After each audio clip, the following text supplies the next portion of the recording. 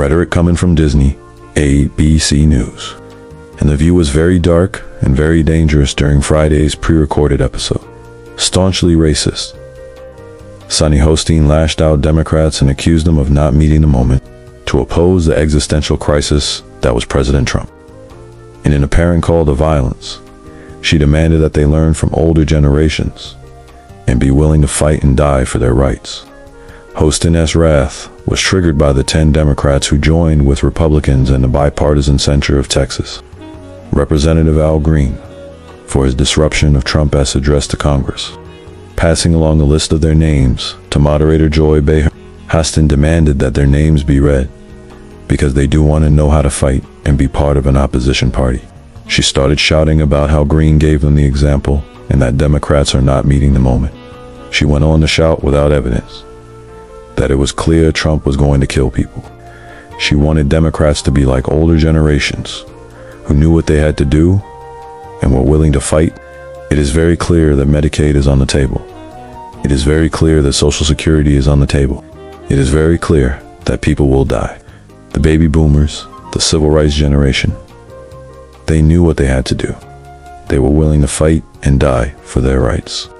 This generation of Congress, they are not meeting the moment.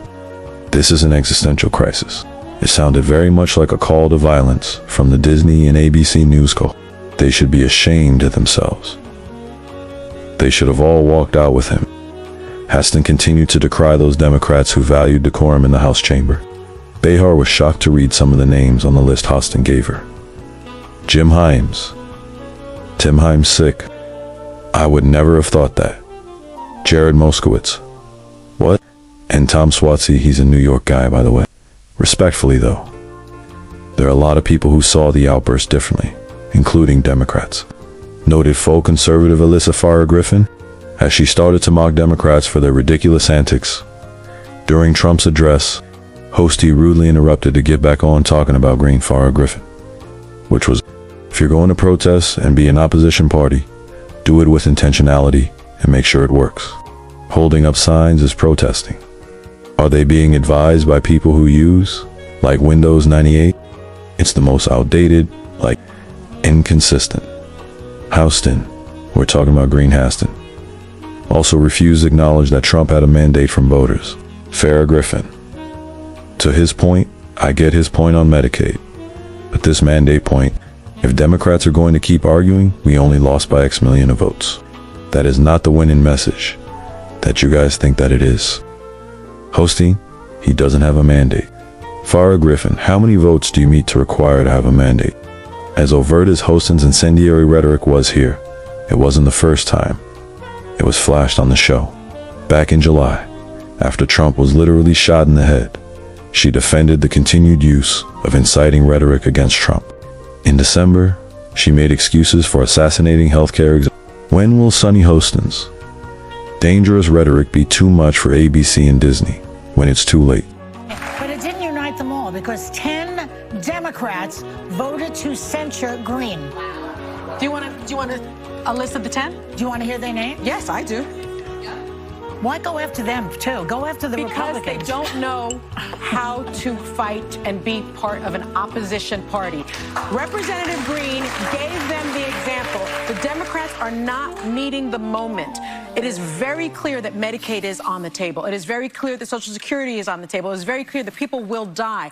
The baby boomers, the civil rights generation, they knew what they had to do. They were willing to fight and die for their rights. This generation of Congress, they are not meeting the moment. This is an existential crisis.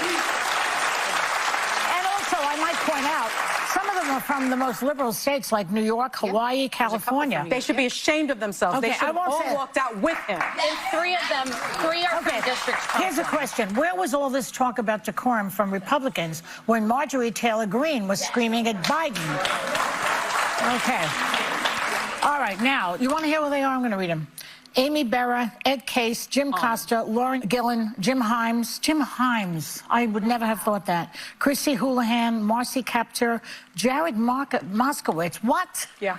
Marie Gluesenkamp-Perez from Washington, and Tom Suozzi. I think, respectfully, though, there's a lot of people who saw the outburst differently, including Democrats, which was, if you're going to protest and be an opposition party, do it with intentionality and make sure it works. Holding up signs, it's protesting, like, are they being advised by people who use, like, Windows 98? It's the most outdated, inconsistent. We're talking about green.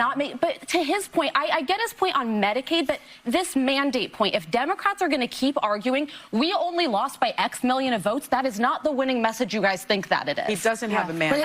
Can I just tell you what Suozzi said, why he voted? How many votes do you need win by to have a mandate? This is Suozzi's, he's a New York guy, by the way. Yeah. Both parties must hold themselves to the same standards we expect from the other side. See, they're going to a gunfight with a knife, as they say.